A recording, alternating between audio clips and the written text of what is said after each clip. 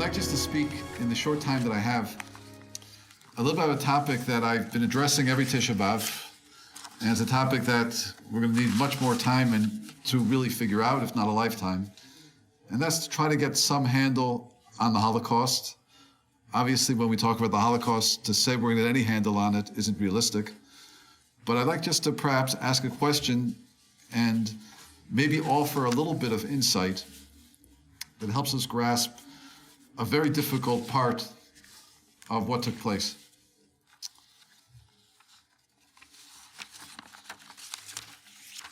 First of all, it's appropriate that we speak about the Holocaust on Tisha B'Av, in that we understand that everything that happens to us nationally is really just an extension of the destruction of the Second Temple. That which caused us to be exiled, the sin that existed in Klal Yisrael, apparently still exists, and therefore we have not yet returned to our land in 2,000 years, have not yet really rebuilt. And when we have national tragedy, and of course the Holocaust being an extraordinarily significant one, is a continuation and an extension. And that's why this morning when we said kinos, the first keynote which we said, which wasn't about the Churban, had to do with the Crusades and the massacres took place in Germany. Mainz was Speyer in the 1000s as a result of the Crusades. And the reason they were included is because the Rishonim at the time understood that this national tragedy called the Crusades and all the death that resulted in Germany was just a continuation, so to speak, of the Roman exile. So whenever we're experiencing, so to speak, national events and tragedy, we have to look back to the destruction, we have to look back to the problems that existed at the time when the temple was destroyed, and understand, is that which is happening now a continuation, and that which we're trying to learn part of the same story. Just to reflect back in history, 2,000 years ago we had a temple and it was destroyed because of sinas chinam. Sinas chinam is defined as hatred, baseless hatred, hatred for nothing. Our sages explain that really what happened is that Rome influenced us. The exile that we call Rome, the exile which is still the exile which we're in right now, apparently saw the world in a certain way. They saw the world in a way that your friend or your neighbor isn't a part of you, but the person next to you is your enemy, somebody to be exploited, somebody who is there only to be dominated. It was the epitome, so to speak, of looking at the world and not seeing how can I give, but what can I take from the world? And that's the way our sages defined the Roman exile. Apparently, that very much infected and affected the Jewish heart. And we know that the story of Kamsa Bar Kamsa, the story that seems to depict the tragedy of the Jewish nation, people at a party, a person saying, just let me stay, don't embarrass me, I'll pay. He's refused, I don't want you here, I don't like you. Apparently that inability to see another Jew as a part of us is part of this Roman sort of infection. So the problem we are facing, it's not the only problem, but for today's discussion, I'd like to say the problem is really our hearts. The problem is, who are we on the inside? Really, what are we thinking and what are we feeling? You know, Rome is often described and compared to the chazir, the pig. The pig is the only non-kosher animal which looks kosher on the outside, but is not kosher on the inside. It has a split hoof and says, look at me, I'm kosher. But when you go on the inside, it doesn't chew its cud. So the pig represents the idea of looking good, but being phony. And apparently might be, I don't want to speak badly about us as a nation, but if there's something we need to fix up, it's the ability to fix up the heart. To get to our heart and define ourselves. Who are we? Can we give? Can we love? Can we look out for someone else? Can we love Hashem no matter what? Can we get out of ourselves and by doing so, perfect the heart that has been so damaged for 2,000 years and so badly in need of repair? With that as an introduction, I'd like to ask a question that Rav Dessler asks. Rav Dessler, we know, is the great Mashgiach of Panovich, and before that in Gateshead, he died in the 1950s. And Rav Dessler is commenting about his own yeshiva in Chelm. And he says like this, he says, Mi yuchal l'shayras Asu Kadoshi Elyon Ololo Babisha. Who could describe these great and holy men? Chizkos levavam bi'amsuas rucham. They strengthened themselves. Yisalvu b'simcha atzuma al mitzvos kiddush Hashem. And they rejoiced, and they excited themselves in order to do the mitzvah of kiddush Hashem b'siras nefesh. Shegi liyodam. That the yeshiva of Chelm was one of the most illustrious, beautiful yeshivas in Europe. It was taken into the forests by the Nazis, Yimak Shemam, and they were machine gunned to death. As they were going towards their pits, they were singing and they were dancing. And they were saying as follows. It says, and they started to sing, Ashreinu matov chalchenu. How fortunate is our portion. Ashreinu sheYehudim anachnu. How fortunate that we're Jews. Ashreinu shezachinu namus achiyusenu Yehudim. How fortunate are we to die because we represent the Almighty. We represent Klal Yisrael, the Jewish people. And they made a circle. They made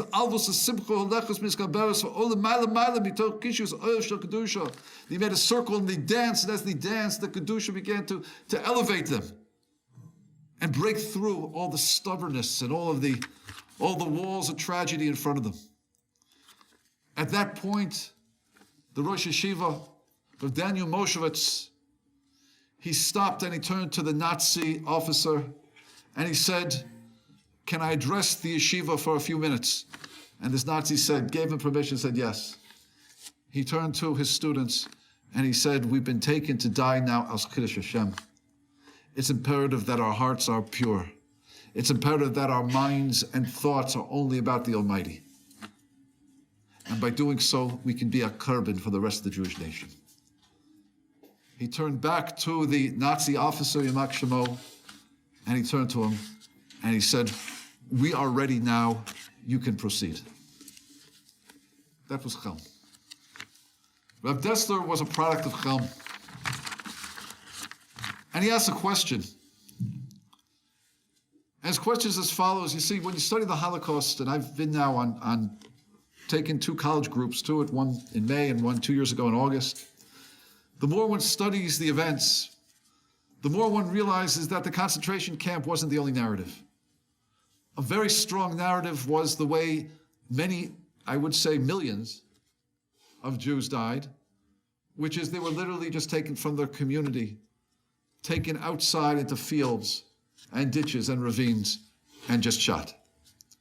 And that was Belzec, and that was Chelmo, and that was Babi Yar, and that was the many, many thousands of smaller type sites that are all throughout Poland, that every community seems to have a graveyard of a mass grave. Rav Dessler is bothered and he says like this, and he asks a question. He says, Rabbi Shaluva Tamo. Many have asked the following question and wonder about it. Ma betza b'misos halalo. What was the point in this type of death? If they were died because of a gezeras shmad, because of a decree. For example, during the Spanish Inquisition, we know that many Jews were given a choice. The choice was convert to Christianity or die. Or the choice was give up your land and your money and go into exile. And we chose exile. We chose death. But there was a choice that was made. A choice to stand up and say, this is what we believe. So Rav Dessler is bothered, but wait a minute. In so many of the hundreds of thousands, if not million of deaths, if not more, where was the choice? Only they had died because of standing up for their beliefs. And give their life because of Kiddush Hashem. Hello, Dover, I'd understand. The Nazi murderers were not seeking for us to declare our faith. All they were asking from us was to be destroyed and to be killed, whether we believed or we didn't believe. He says, Kulam, al Shenoda Yehudim. just to kill everyone. Why? Because they were born Jewish. What was the purpose of this? What could be the plan in this? And that's bothering Rav Dessler. If only he had been asking us to declare our Amunah, to stand up and say we're not going to convert, like in the time of the Spanish Inquisition, or something like that. But to take communities, old people, children, into a ravine and shoot without a question, without a choice. What did the Almighty want from us? And that's what's bothering Rav Dessler. And he continues and he says, we weren't given the opportunity to sanctify his name. Why? Tamir Rabasi, he says, this is a great wonder to me. It's a great wonder, but I think he gives a beautiful answer now that I think helps us define who we are as Jews and what our mission right now in the exile really is. He says as follows, he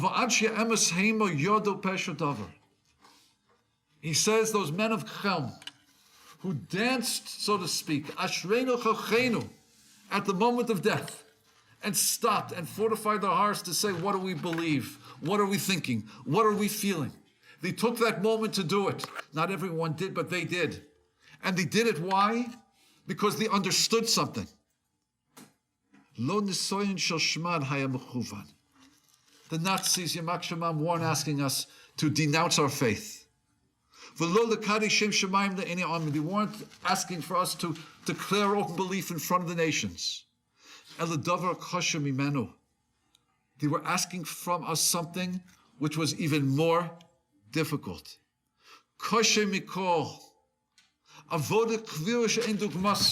They were asking us to do a divine service that has no parallel in Jewish history. The test was,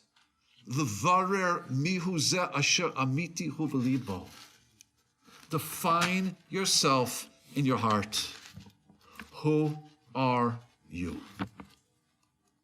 That's what the Nazis, Yamak Shema, as the instrument, the vehicle, to bring the Jew back to our essence and our perfection, willingly or unwillingly.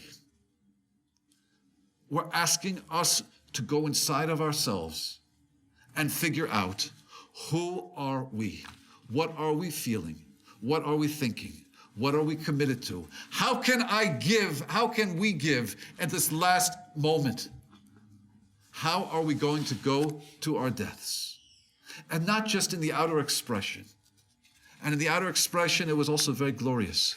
The different stories about mothers comforting children, families staying together, fathers pointing upward saying trust, the lack of panic, the lack of the self-restraint. This all demonstrates the greatness of a Jew. The concern for each other, even at that last moment, is certainly there, and we could read many stories about it. But it seems, according to Rav Dessler, there was another test going on. This was the test that says, who are you? What's in your heart? What are you really feeling right now? What are you thinking? Are you going to utilize this last moment to complain? This last moment to denounce one's faith in the Almighty? Or is this where one's going to come and say, Shem, I am here for you? Whether one dances, as did the B'nai Torah of Chelm, or whether one quietly accepts it in one's heart and says, Hashem, I'm for you. This might have been the greatest test that the Jewish nation has ever faced. And the truth of the matter is, as we get close to the end of the Galut, as we get close to the end of the exile, we have to work and perfect ourselves in radical ways. And the Nazis, Yamak Shemam, the Germans, tested us like we've never been tested before. They challenged us to absolutely define ourselves internally in a place that only we know what's going on, in a place which really is who we are. And Rav Dessler says, this was a test to define who you are in your heart. Who is going to sanctify God from within himself? And turn his heart entirely towards Hashem. Without any remnant of foreign matter. And can stop now and say, Hashem, I can rejoice in such a death. I can know that I have given at the last possible moment.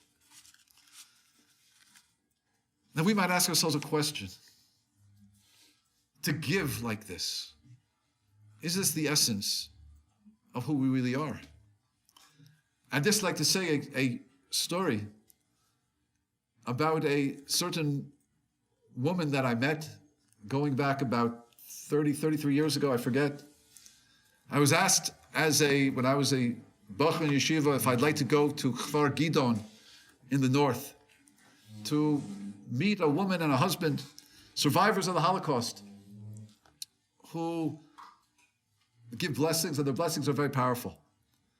And a group was driving up, and I said, I'd like to go. And we went up, and we realized that they lived in a almost like a hut, dirt floor, 2 bedrooms. She had been a survivor of Auschwitz, where she had been operated on by Mengele Yamak Shemo. They could never have children, and as a result, chose to take severely disabled and children who needed a lot of help into their home. That time in the 40s, 50s in Israel, it was not, the institutions were not yet very advanced, and there was really no place for such children. They raised children who had severe handicap and disabilities. And they were known to give blessings. I saw that there was a line of cars that extended in this little farming community around the road, mostly foreign cars, who were being driven by people who had flown in from Europe to receive their blessing. And I went and I got their blessing, and I spoke with her husband, the sukkah.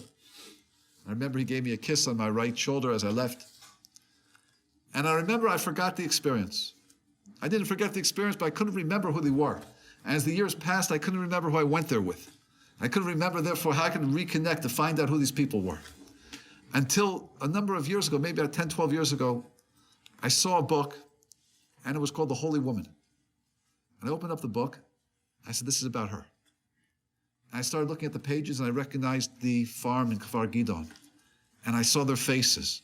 And then I read a little further, and it said he used to kiss everybody on the right shoulder, which I'd always been wondering why. Turned out that he used to kiss people on the right cheek, but his wife felt that was unsanitary, so insisted he kissed on the right shoulder instead.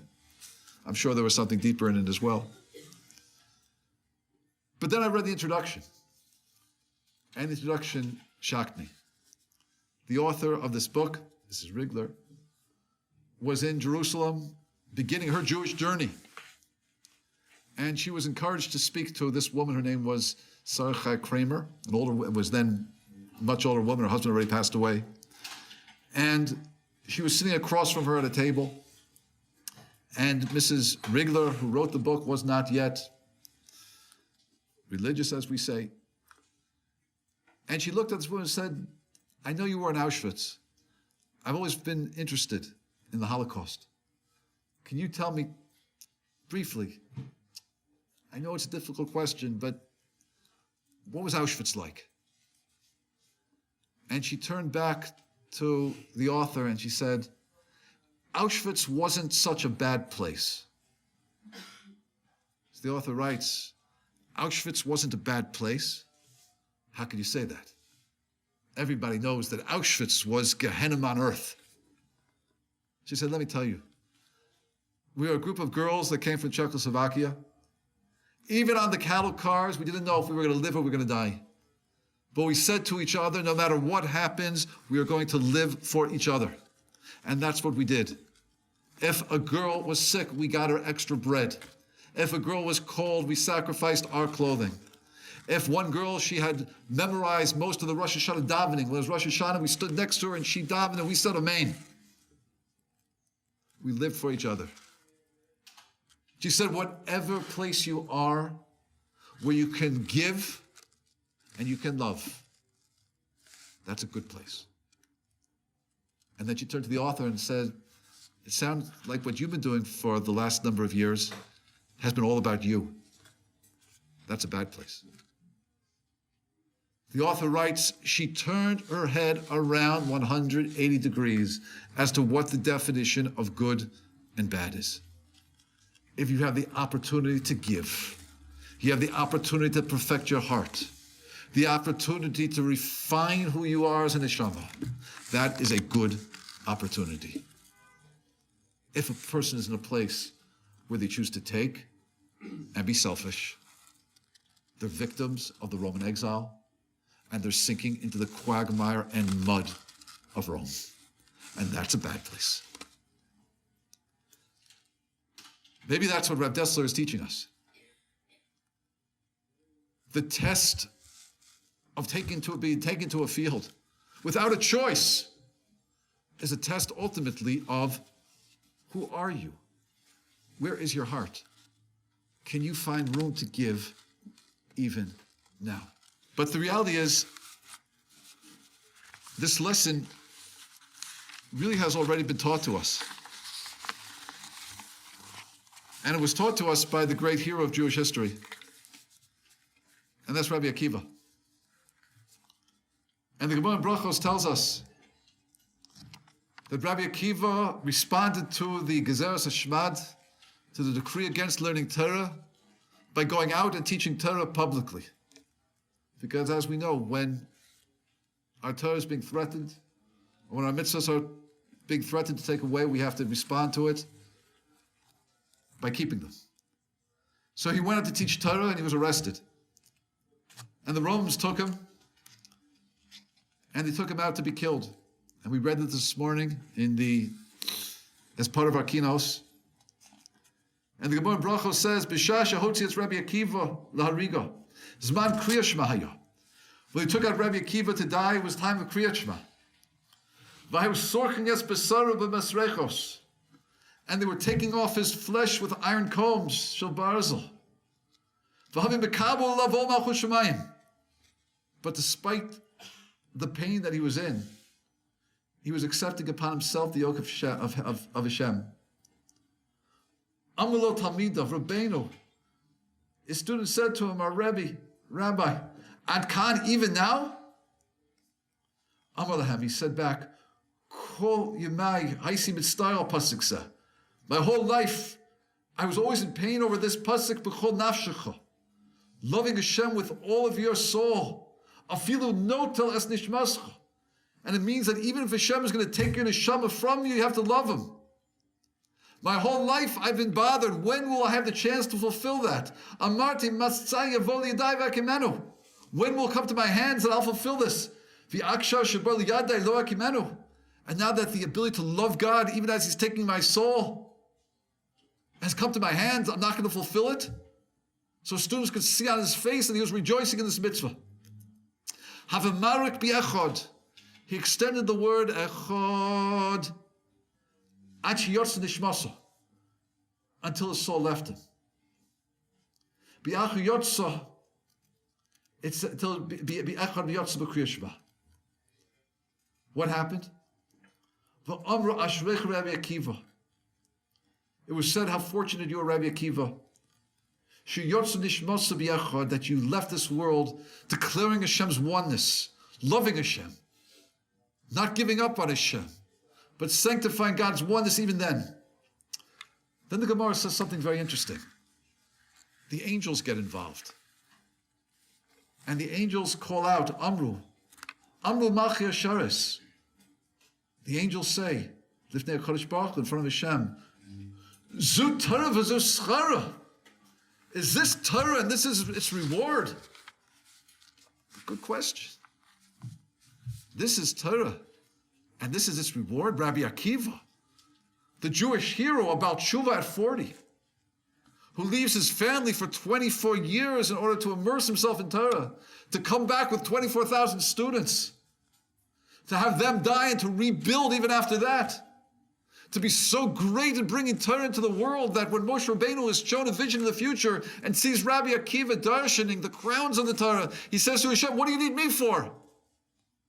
This is Rabbi Akiva. Now Rabbi Akiva, an old man, after all he's done and all he's sacrificed for, he has to die a death where his flesh is being taken off with iron combs. And the angels have to call out, and the angels have to say, Lifnei HaMakom, Zu Torah v'zu schara. This is Torah. And this is its reward? I think that's a very good question. However, I heard another way to read this piece of Gemara. I'd like to share it with you. First of all, we have to note that when we read a piece of Talmud, it doesn't tell us how to read it. It's not like a score of music, which gives us the cadence and tells us now emphasize or now be soft. We have to read it through our own hearts and our own minds, and this is an oral tradition. And we have to bring out from the words that which our sages are intending. So perhaps, and I heard this b'Shem Kelem, and I think I heard it b'Shem Rav Wolbe, there's another way to read the angel's question. Don't read the angel's question as we read it. Zu Torah v'zu schara. Is this Torah and this is its reward? No, don't read it like that. Read it like this. Zu Torah. Oh, zu schara. Now I understand. This is Torah, and this is its reward. You see, the purpose of the Torah is to teach us to be godlike, to teach us to be other-centered, to teach us to be givers, to teach us to get out of ourselves and give, and not have a selfish heart, to break Rome.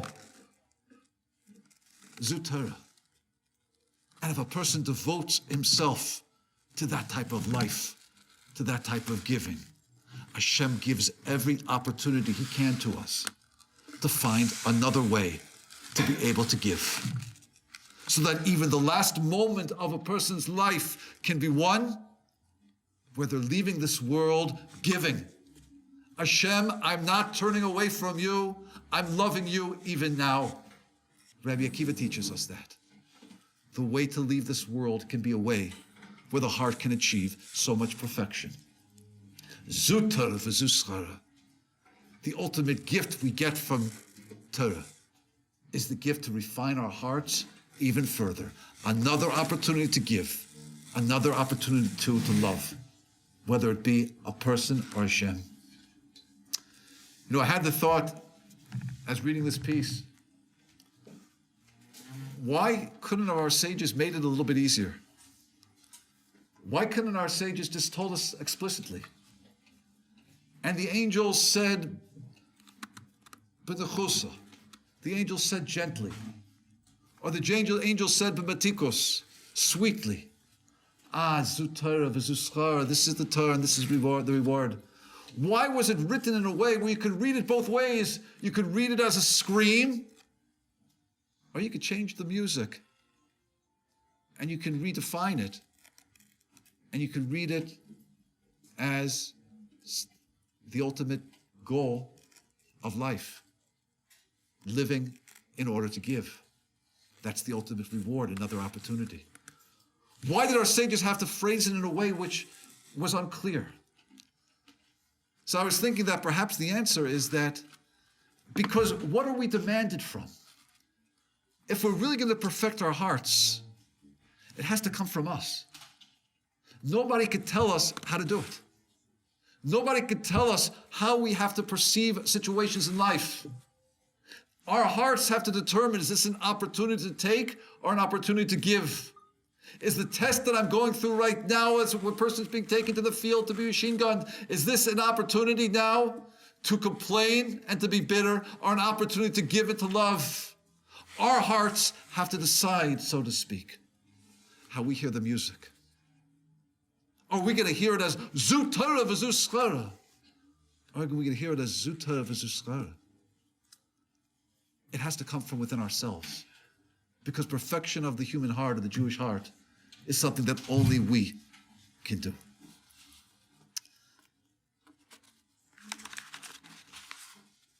I'm going to end with a piece about a young man in the Warsaw Ghetto.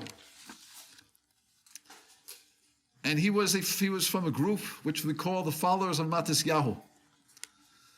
There was a group that was in Poland, young men, teenagers basically, who despite all of the decrees against living a Jewish life, managed to live Jewish lives. And there were such groups throughout Poland. When they made us cut off our beards and our peyot, these groups went underground and kept beards and peyos and learned and performed mitzvot. And if you see pictures of the destruction of the Warsaw Ghetto, where Jews are coming out of the bunkers after the Nazis placed gas and whoever survived walked out, you see a whole group of people coming out with peyot and beards. How did they keep those beards and peyos in 1944 when the Germans invaded in 1939?